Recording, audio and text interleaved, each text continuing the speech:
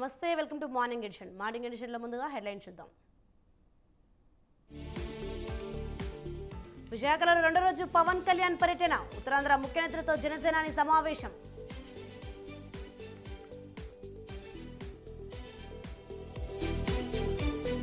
పేదలకు పెత్తందారులకు మధ్య యుద్ధం జరగనుంది. సైకిల్ ని ఇంటి బయట, గ్లాస్ ని సింక్ లో పడేయాలన్న జగన్.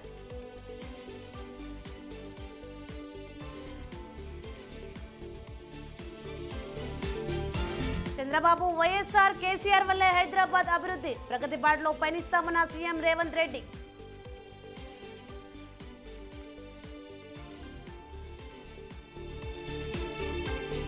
కేంద్రంతో ముగిసిన రైతు సంఘాల చర్చలు. నిర్ణయానికి ఒకరోజు సమయం కావాలన్న రైతులు.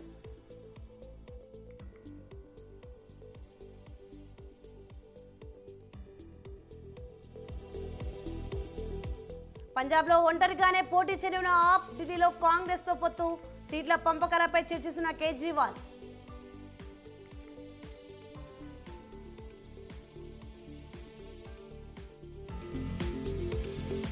రాజ్కోట్ టెస్ట్ లో టీమిండియా ఘన విజయం. 434 పరుగుల తేడాతో ఇంగ్లాండ్ పై గెలుపు.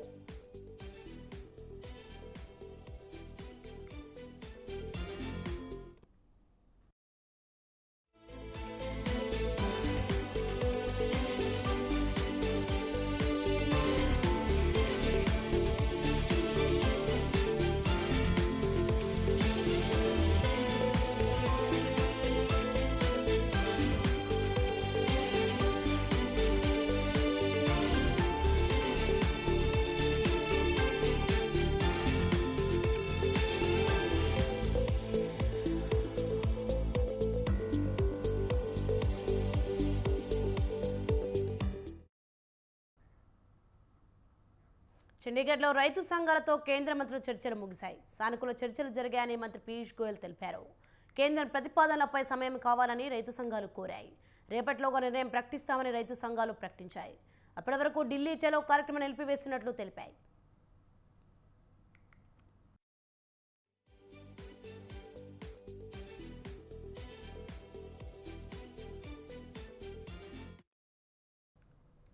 డిమాండ్ల సాధనకై ఢిల్లీ చెలోపేట ఆందోళన చేపట్టిన రైతులతో కేంద్రం జరిపిన 4వ విడత చర్చలు జరిపింది.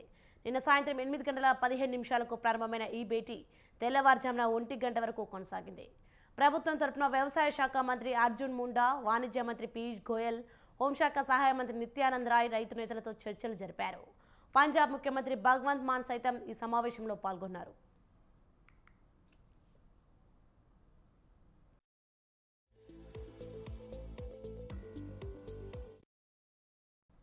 రైతులతో ఒప్పందం కుదుర్చుకున్న తర్వాత 5 ఏళ్ల పాటు పప్పు ధాన్యాలు, మొక్కజొన్న, పత్తి పంటలను ప్రభుత్వ ఏజెన్సీలు కనీస మద్దతు ధర కొనుగోలు చేస్తాయని తమ బృందం ప్రతిపాదించినట్లు పీయూష్ గోయల్ చెప్పారు. కందులు, మినుములు, మైసూర్ పప్పు, మొక్కజొన్న పండించే సాగుదారులతో ఎన్సీసీసీఎఫ్, ఎన్ఏఎఫ్ఈడి వంటి సహకార సంఘాలు ఒప్పందం కుదుర్చుకుంటాయని తెలిపారు. కొనుగోలు చేసే పరిణామంపై ఎటువంటి పరిమితి ఉండదని అన్నారు. దీనికోసం ఒక పోర్టల్ కూడా అభివృద్ధి చేస్తామన్నారు. తమ ప్రతిపాదనల వల్ల పంజాబ్లో వ్యవసాయానికి రక్షణ లభిస్తుందని తెలిపారు. భూగర్భ జలమట్టాలు మెరుగవుతాయన్నారు. సాగు భూములు నిస్సారంగా మారకుండా ఉంటాయని చెప్పారు.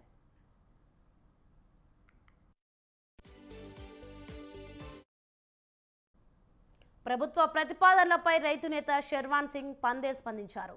దీనిపై ఇవాళ రేపు తమ సంఘాలతో చర్చిస్తామన్నారు. నిపుణుల అభిప్రాయాలు కూడా తీసుకొని ఒక నిర్ణయానికి వస్తామని తెలిపారు. రుణమాఫీ వంటి డిమాండ్లు ఇంకా అపరిష్కృతంగానే ఉన్నాయన్నారు. దీనిపై 2 రోజుల్లో స్పష్టత వస్తుందని చెప్పారు. ప్రస్తుతానికి ఢిల్లీ చలో కార్యక్రమాన్ని నిలిపివేశామని, ఒకవేళ తమ డిమాండ్లన్నిటికీ పరిష్కారం లభించకపోతే ఫిబ్రవరి 21న తిరిగి ప్రారంభిస్తామని తెలిపారు.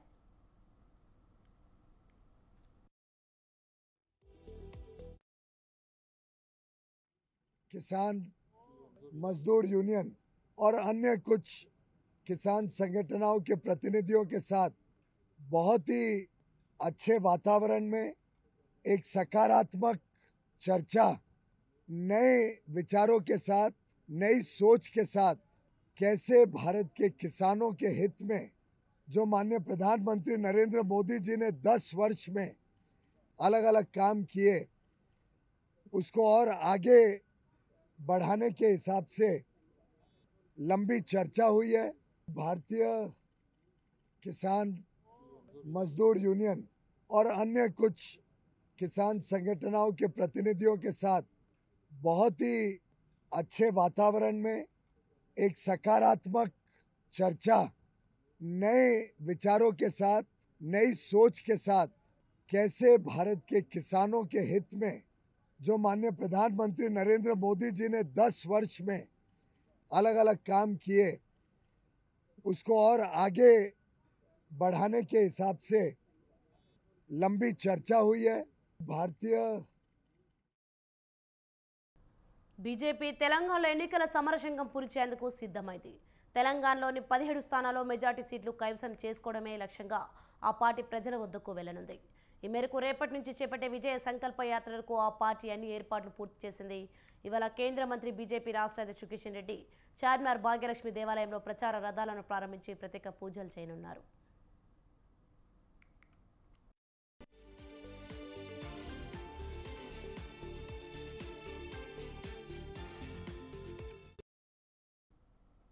ఎంపీ ఎన్నికల్లో సత్తా చాటాలనే ఉద్దేశంతో తెలంగాణలోని 17 లోక్సభ స్థానాలు 119 అసెంబ్లీ స్థానాలు చుట్టేయాలని కమలం పార్టీ ప్రణాళిక రచించింది.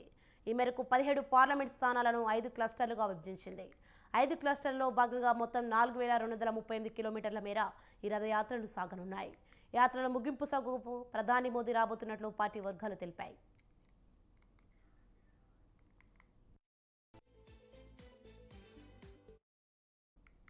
ఇదే అంశంపై మరింత సమాచారం మా ప్రతినిధి శ్రీనివాస్ ఫోన్లో అందిస్తారు. శ్రీనివాస్, చెప్పండి, బీజేపీ తెలంగాణలో ఎన్నికల సమరశంకం పూరించేందుకు సిద్ధమైన చూస్తున్నాం, దీనిపైన అప్డేట్స్ ఏంటి? సోని, రేపటి నుండి భారతీయ జనతా పార్టీ విజయ సంకల్ప యాత్రను ప్రారంభించనుంది. అయితే ఈ రోజు చార్మినార్ భాగ్యలక్ష్మి అమ్మవారి వద్ద విజయ సంకల్ప యాత్రలో పాల్గొనేటువంటి రథాలకు ప్రత్యేక పూజలు నిర్వహిస్తారు. రేపటి నుండి జరిగేటువంటి విజయ సంకల్ప యాత్ర దాదాపుగా రాష్ట్ర వ్యాప్తంగా ఎన్నికల ప్రచారానికి శ్రీకారం చుట్టిందనే చెప్పవచ్చు.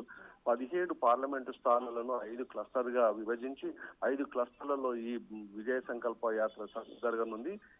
ప్రతి పార్లమెంట్ నియోజకవర్గం పరిధిలో ఈ విజయ సంకల్ప యాత్ర ప్రారంభించడంతో పాటు ప్రతి గ్రామాన్ని టచ్ చేస్తూ 10 సంవత్సరాల్లో ప్రధాని మోడీ ఆధ్వర్యంలో దేశంలో జరిగినటువంటి అభివృద్ధి కార్యక్రమాలు, దేశంలో జరిగినటువంటి ప్రగతి, అదే విధంగా అంతర్జాతీయంగా వచ్చినటువంటి ఖ్యాతితో పాటు సామాన్య ప్రజలకు భారతీయ జనతా పార్టీ ప్రభుత్వం అందించినటువంటి సంక్షేమ పథకాలను వివరించడంతో పాటు విపక్షాలు చేసినటువంటి వాటిని అన్నిటినీ తిప్పికొట్టి ప్రజల్లోకి బీజేపీని తీసుకుపోవాలనేటువంటి విజయ సంకల్ప యాత్రను దాదాపుగా 21 రోజుల పాటు నిర్వహించనున్నారు. కేంద్ర మంత్రులు, అదే విధంగా బీజేపీ పాలిత ముఖ్యమంత్రులు, ముఖ్యంగా అస్సాం ముఖ్యమంత్రి, గోవా ముఖ్యమంత్రి వంటి నేతలందరూ ఈ విజయ సంకల్ప యాత్రలో పాల్గొని భారతీయ జనతా పార్టీ విజయానికి పూర్తిగా మద్దతు తెలపాలన్నటువంటి పిలుపుని ఇచ్చే అవకాశాలు ఉన్నాయి. అదే విధంగా కార్యకర్తల్లో ఉత్సవం నింపి దిశానిర్దేశం కూడా చేయనున్నారు.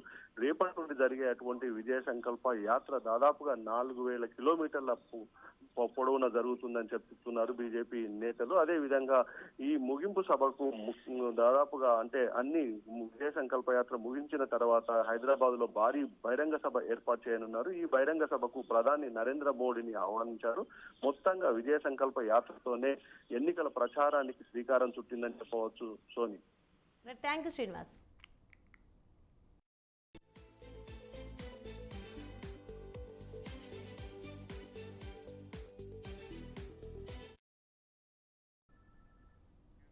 పశ్చిమ గోదావరి జిల్లా భీమవరంలో జనసేన అధినేత పవన్ కళ్యాణ్ రేపు ఎల్లుండి పర్యటించనున్నారు. రేపు కాళ్ల మండలం పెదామిరం నిర్మల ఫంక్షన్ హాల్లో పవన్ సమావేశాలు నిర్వహించనున్నారు. టీడీపీ ముఖ్య నాయకులతో కూడా ప్రత్యేకంగా సమావేశాల్లో పాల్గొంటారు. కాస్మో పాలిటిన్ క్లబ్ వద్ద హెలిప్యాడ్ ఏర్పాటుకు ప్రభుత్వం అనుమతిచ్చింది.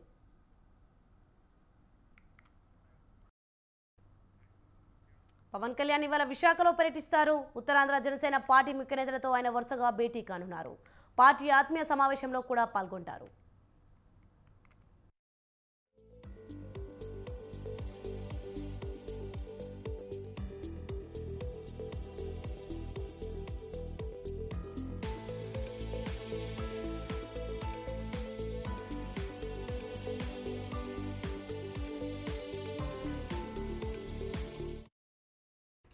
ఇదే అంశంపై మరింత సమాచారం మా ప్రతినిధి ప్రదీప్ ఫోన్లో అందిస్తారు. ప్రదీప్, చెప్పండి, పశ్చిమ గోదావరి జిల్లా భీమవరంలో జనసేన అధినేత పవన్ కళ్యాణ్ రేపు ఎల్లుండి పర్యటించడం చూస్తున్నాం, దీనిపైన అప్డేట్స్ ఏంటి? సోని అయితే జనసేన అధ్యక్షుడు పవన్ కళ్యాణ్ అయితే విశాఖకు చేరుకొని విశాఖలో ముఖ్యమైన జనసేన నేతలతో ఉత్తరాంధ్రకు సంబంధించి నేతలతో అయితే ఏదైతే భేటీ అవ్వబోతున్నారు నోవాట్లలో. అయితే నిన్న రాత్రి పవన్ ఏదైతే విశాఖకు చేరుకున్న వెంటనే కూడా కొనతాల రామకృష్ణ ఇంటికి వెళ్లి కూడా కొనతాలతో మరిన్ని రాబోయే రోజుల్లో జనసేన పార్టీ ఎట్లాంటి కార్యాచరణ ఉంటుంది, ఎలక్షన్ లో ఎటువంటి ముందుకు వెళ్ళాలంటే కూడా ఆయన ఇంట్లోకి వెళ్ళి కూడా మొత్తం ఆయన ఇంటికి వెళ్ళి కూడా ఆయన కలిసి కూడా మొత్తం అంతా మాట్లాడుకున్న పరిస్థితి అయితే కనబడింది. దాని తర్వాత కూడా విశాఖపట్నం నోవాట్లలో జనసేన ముఖ్య నాయకులతో అయితే పవన్ భేటీ అయ్యారు. పవన్ తో పాటు నాగబాబు కూడా భేటీ అయినట్టుగా తెలుస్తుంది.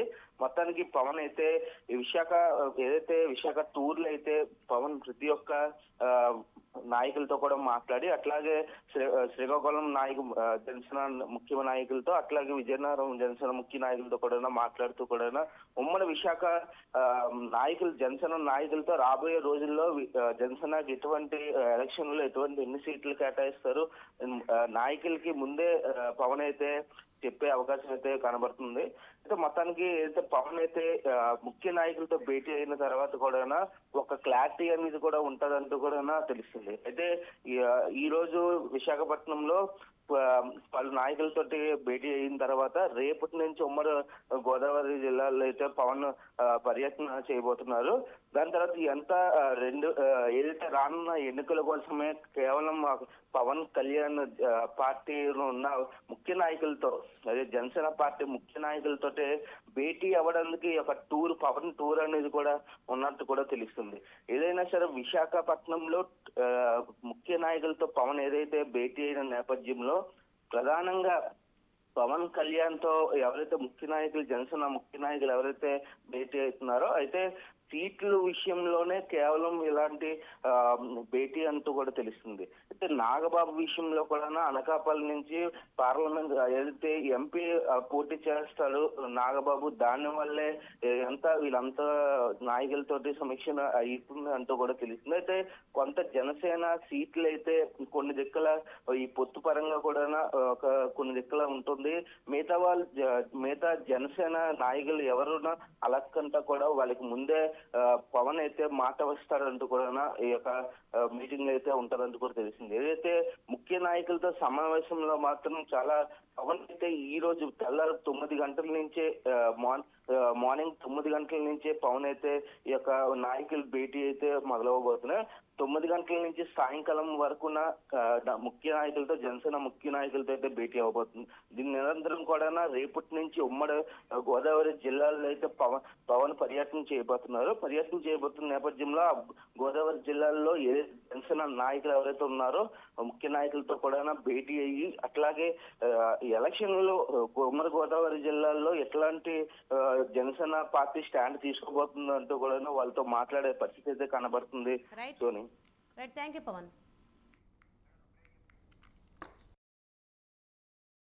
సీనియర్ నేత కొనతాలతో సమావేశం మర్యాదపూర్వకమే అని జనసేన అధినేత పవన్ కళ్యాణ్ అన్నారు.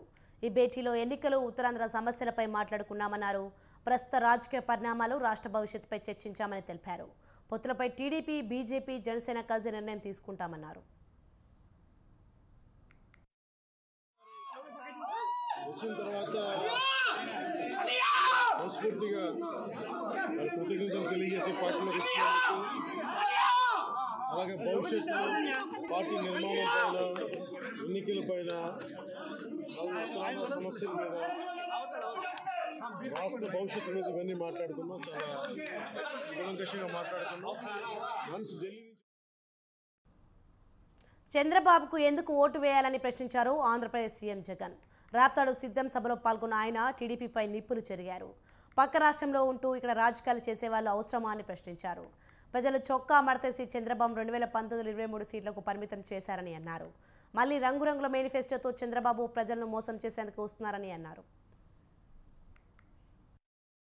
పేద ఇంట్లోనూ కనిపిస్తా ఉన్నప్పుడు, జగన్ మార్కు ప్రతి సామాజిక వర్గంలోనూ కనిపిస్తా ఉన్నప్పుడు, ప్రతి ప్రాంతంలోనూ కనిపిస్తా ఉన్నప్పుడు, ఇంతగా కనిపిస్తా ఉన్నప్పుడు అయ్యా చంద్రబాబు నీకు ఎందుకు ఓటు వెయ్యాలి అని చెప్పి ఇదే సందర్భంగా ఇదే వేదికపై నుంచి ఇక్కడే చంద్రబాబు నాయుడు గారిని అడుగుతా ఉన్నా. అయ్యా చంద్రబాబు, జగన్ తన పాలనలో ప్రజలకు మంచి చేయలేదని చెప్పి చంద్రబాబు నిజంగా నమ్మితే జగన్కు ప్రజాబలం లేదని మరి చంద్రబాబుకు పొత్తులెందుకు అని అడుగుతా ఉన్నా.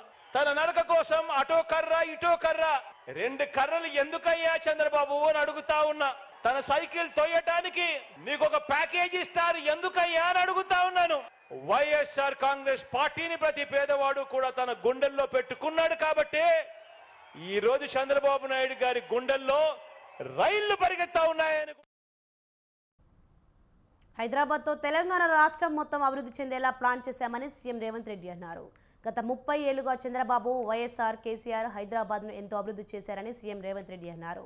రాజకీయాలకు అతీతంగా వారు తీసుకున్న నిర్ణయాలు, అనుభవాలను తమ ప్రభుత్వం ముందుకు తీసుకెళ్తుందన్నారు. అగ్నిమాపక విభాగం యొక్క అత్యాధునిక కమాండ్ కంట్రోల్ సెంటర్ ప్రధాన కార్యాలయాన్ని సీఎం రేవంత్ రెడ్డి ప్రారంభించారు. ఫైర్ డిపార్ట్మెంట్ అనేది కేవలం అగ్ని ప్రమాదాల కోసమే కాదు, విపత్కర పరిస్థితుల్లో కూడా వీరు సేవలు అందిస్తూ ఉంటారని సీఎం తెలిపారు. అర్బన్ రూరల్ తెలంగాణ అభివృద్ధి చేస్తామన్నారు. రీజనల్ రింగ్ రోడ్ను త్వరలో తీసుకొస్తామన్నారు. రింగ్ రోడ్ చుట్టూ ట్రైన్ సదుపాయం కూడా తీసుకురాబోతున్నట్లు సీఎం రేవంత్ చెప్పారు.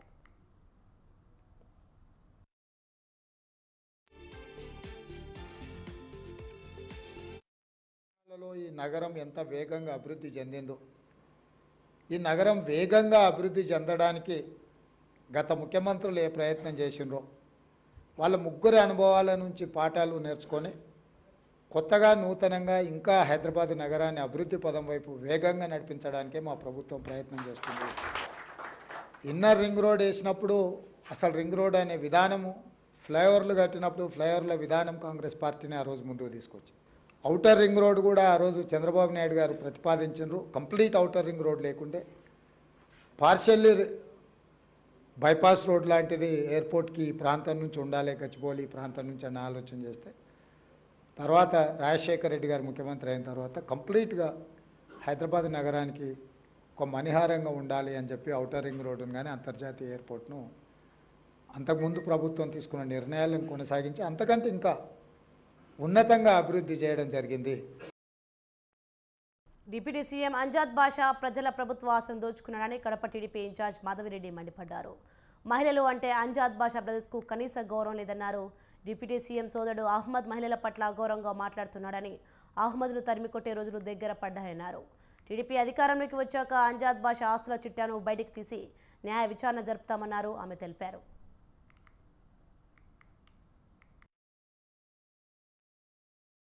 జూన్ జూలైలో ఆయన స్వేరింగ్ సెరమనీ చేసి 2023 జూన్ జూలై వరకు బ్రహ్మాండంగా ప్రజల ఆస్తుల మీద, ప్రజల జీవితాల మీద పడ్డాడు, దోచుకున్నాడు. ఎలా దోచుకున్నాడంటే ప్రభుత్వ ఆస్తులు దోచుకున్నాడు, వర్కులు, కమిషను, బెదిరింపులు. ఎవరన్నా ఏదన్నా వ్యాపారం చేస్తే భాయ్ సాబ్ దోనో భాయ్యోంకో, ఇద్దరు అన్నదమ్ములకి మనం కమిషన్ ఇచ్చుకోవాలా. ఇచ్చుకోకపోతే నేను ప్రత్యేకంగా మళ్ళా చెప్పాల్సిన అవసరం లేదు. నేను ఒకటే అడుగుతున్నాను, ఈ కడప నియోజకవర్గంలో 1,35,000 మంది మగోళ్ళు ఉన్నారు. ఏం చేస్తున్నారు మీరు? ఇద్దరు తక్క, అంజద్ బాషా తమ్ముడు అహ్మద్ బాషా తప్ప వీరందరూ ఈ యొక్క మగ మృగాలను తరిమి కొట్టాల్సిన అవసరం ఉందా లేదా? ఈ విధంగా మన ఇంట్లో ఉన్న ఆడవాళ్ళని, తల్లులని, అక్కల్ని, చెల్లెల్ని దుర్మార్గంగా మాట్లాడే ఈ పశువులని ఈ ఎలక్షన్ లో తరిమి కొట్టాల్సిన అవసరం ఉందా లేదా?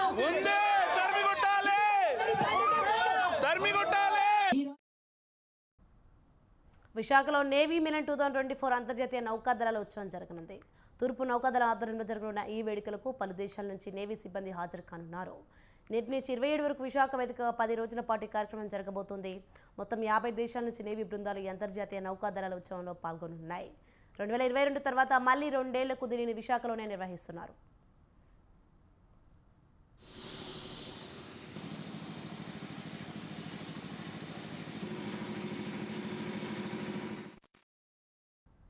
పార్లమెంట్ సార్వత్రిక ఎన్నికలు సమీపిస్తున్న వేళ ఢిల్లీ సీఎం అరవింద్ కేజ్రీవాల్ కీలక వ్యాఖ్యలు చేశారు. పంజాబ్లో కాంగ్రెస్ పార్టీ, ఆప్ వేర్వేరుగా ఒంటరిగానే లోక్సభ ఎన్నికల బరిలోకి దిగాలని ఓ ఒప్పందం చేసుకున్నట్లు తెలిపారు. పంజాబ్లో ఇరు పార్టీలు ఒంటరిగా పోటీ చేయడంపై ఎటువంటి అభిప్రాయ భేదాలు లేవని స్పష్టం చేశారు. సీఎం అరవింద్ కేజ్రీవాల్ కాంగ్రెస్ సీనియర్ నేత అభిషేక్ సంఘ్వి నివాసంలో ఏర్పాటు చేసిన లంచ్ కార్యక్రమంలో పాల్గొన్నారు. ఇరు పార్టీల ఒప్పందం ప్రకారమే పంజాబ్లో ఒంటరిగా పోటీ చేస్తున్నామన్నారు. ఈ విషయంలో ఎటువంటి భేదాభిప్రాయాలు, వివాదం కానీ లేవని కేజ్రీవాల్ తెలిపారు. ఇండియా కూటమిలో భాగంగా ఢిల్లీలో సీట్ల పంపకంపై చర్చలు చివరికి వచ్చాయని తెలిపారు.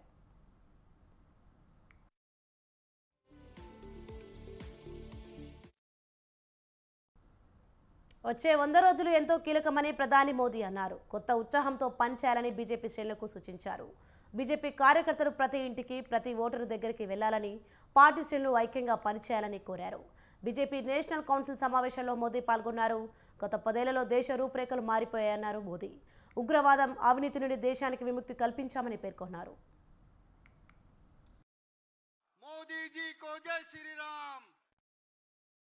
ఈసారి బీజేపీ 370 ఎంపీ సీట్లు మైలురాయి అందుకోవాలని ఆకాంక్షించారు ప్రధాని మోదీ. ఎన్డీఏ కూటమికి 400 ఎంపీ సీట్లతో మరోసారి కేంద్రంలో అధికారం ఏర్పాటు చేయడం ఖాయమని ధీమా వ్యక్తం చేశారు.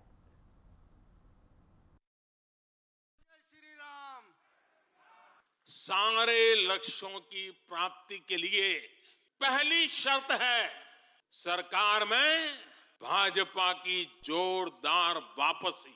आज विपक्ष के नेता भी एनडीए सरकार 400 पार के नारे लगा रहे हैं और एनडीए को 400 पार कराने के लिए भाजपा को 370 का माइलस्टोन पार करना ही होगा। साथियों, कई बार लोग मुझसे कहते हैं, मुझे कहते रहते हैं कि अरे मोदी जी आपने इतना तो सब कुछ क्या कर लिया, जो बड़े बड़े संकल्प आपने लिए वो तो पूरे कर लिए, अब क्यों इतनी भागदौड़ करनी। साथियों, पूरा देश मानता है 10 साल का बेदाग कार्यकाल और 25 करोड़ लोगों को गरीबी से बाहर निकालना ये सामान्य उपलब्धि नहीं है। భారత్ ఇంగ్లాండ్ మధ్య రాజ్కోట్లో జరిగిన 3వ టెస్టులో భారత్ ఘన విజయం సాధించింది. ఏకంగా 434 పరుగుల తేడాతో నెగ్గింది. తొలి ఇన్నింగ్స్లో 319 పరుగులు చేసిన ఇంగ్లాండ్ రెండో ఇన్నింగ్స్లో కేవలం 122 పరుగులకు ఆలౌట్ అయింది. ఇంగ్లాండ్ రెండో ఇన్నింగ్స్లో రవీంద్ర జడేజా 5 వికెట్లు సాధించాడు. భారత జట్టు తొలి ఇన్నింగ్స్లో 445 పరుగులు, రెండో ఇన్నింగ్స్లో 4 వికెట్ల నష్టానికి 430 పరుగులు చేసి డిక్లేర్ చేసింది.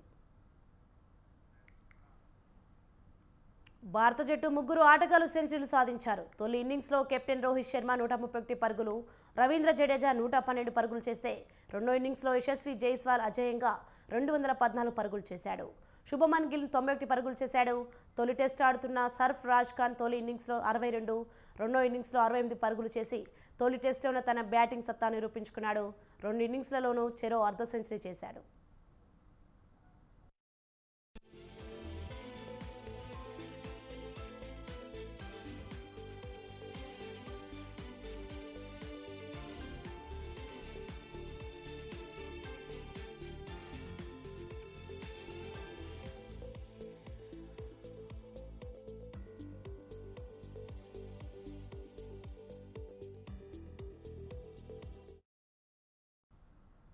ఇవి morning edition updates. For more updates keep watching Swatantra news.